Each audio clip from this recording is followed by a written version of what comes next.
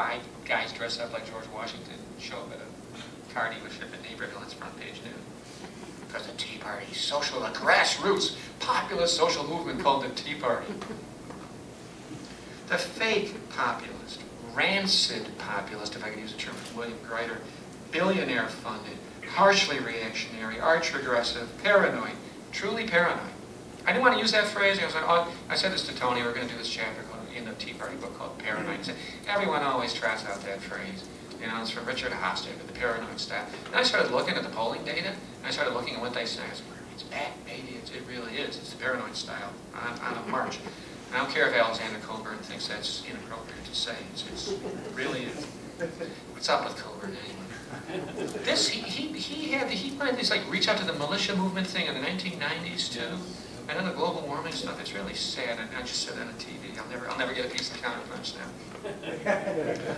now. The fake populist billionaire funded GOP rebranding Tea Party and the talk radio right-wing Fox News mob have come into the vacuum and misdirected some of this popular anger in ways and with policy results that are guaranteed to deepen existing economic, existing ecological, and existing democracy crises at home and abroad. Now, I think voters are saying in their own sadly captive and trapped kind of ways that the system is broken, and they're right, and that the current administration has failed to solve core problems, and they're right, especially poverty and unemployment. But their anger, much of it legitimate. Be careful about that, though, because we're in a bit of a debate on the left about that. A lot of the anger of the Tea Party people is not legitimate, and it's just vicious and vile. Particularly in the inner core of the movement.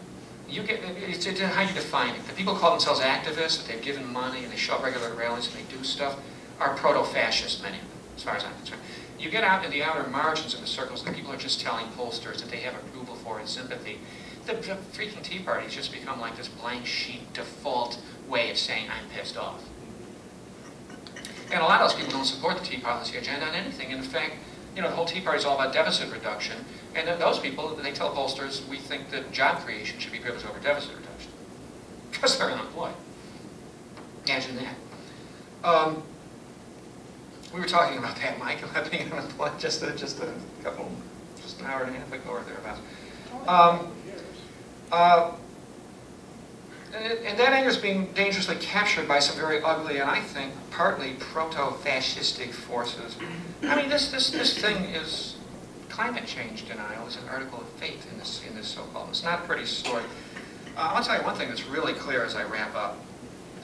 We really, to use a Buddhist phrase here, we really must abandon all hope.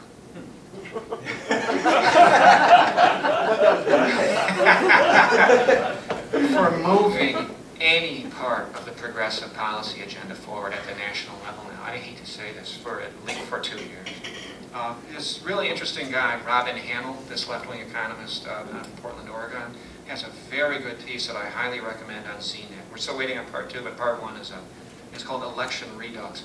And as Hanel notes, if progressives were unable to advance a popular progressive, unable, I would also say to some extent, and unwilling to work for, to significantly advance a serious, genuinely progressive agenda in 2009 and 2010, a period of democratic control of both the White House and Congress. They most certainly will not be pushing the progressive policy ball forward in Washington in the wake of this super Republican midterm triumph. Don't be fooled, says Robin, by plaintive hype, I love this phrase, about progress, if not perfect, or, Hanel says, don't be fooled by the passive-aggressive line that the perfect is the enemy of the good.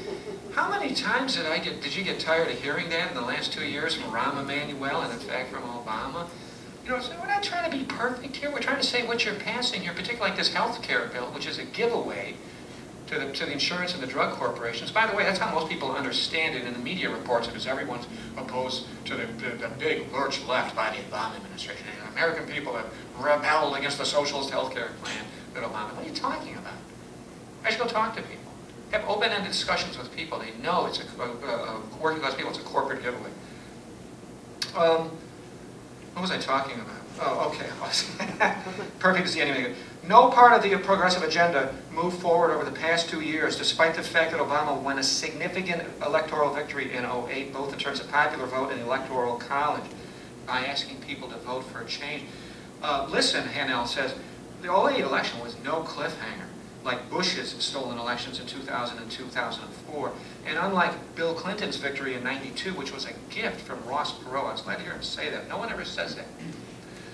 And his re-election in '96, which was due to an unprecedented economic boom. No, Obama's margin was a mandate for progressive change and whatever proved necessary to address the biggest economic crisis in over 4 generations. And from '08 to '10, the Democrats had larger majorities than the Republican Party enjoyed at any point for over the past 80 years in the House and the Senate. You know, forget all this whining about Republican filibuster threats in the Senate.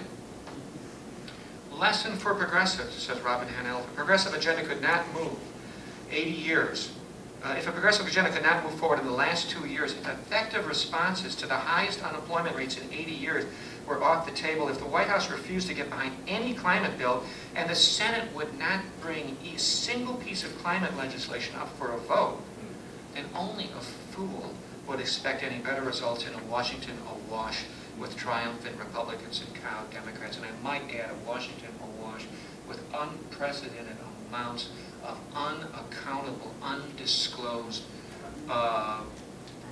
candidate-based corporate money because of the United Citizens Supreme Court decision last year. I am wrapping up. Today, as in the past, serious progressives would do well to heed the words of Howard Zinn. The critical thing isn't who's sitting in the White House, but who's sitting in the streets, cafeterias, in the halls of government, in the factories, who's protesting, who is occupying offices and demonstrating. These are the things that determine what happens.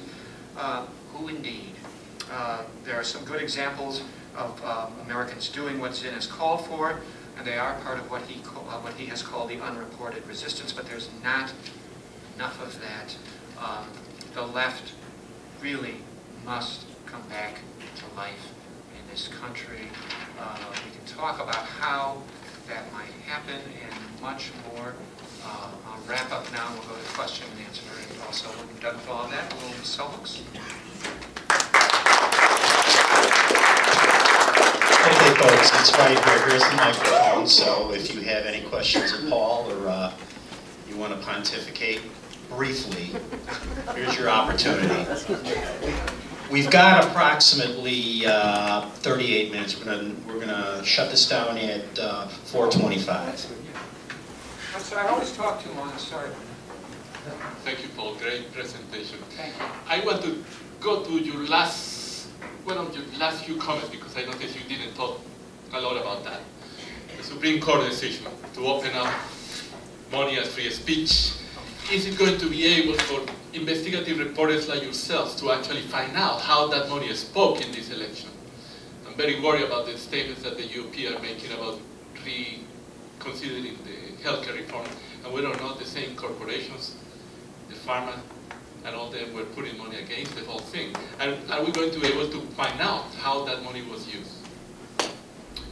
Well, you can go to Center for Responsive Politics and Open Secrets, and you can find out the amount of the money, and you can find out some of the front groups that have been doing it. But the actual interests are, that's one of the things that got lost in some of the discussion. In some ways, the most disturbing thing about the Citizens United decision was that it allows completely anonymous donations in terms of who the corporate interests are behind it. So you could, you know, how much money, how big were the checks were written by the Koch brothers, you know, to attack candidates in the name of front groups or buying television ads, who, you know, committed the unpardonable sin of supporting something as mild as the cap-and-trade legislation that's in Congress right now, which in and of itself is not good enough, but which I'd probably rather see passed than not. Yeah. So no, until there's a fundamental change in that bill, I mean, there ought to be a movement to repeal that decision or find some end run about it. I don't know what it is right now. I don't want to over-focus on that because there's so many barriers.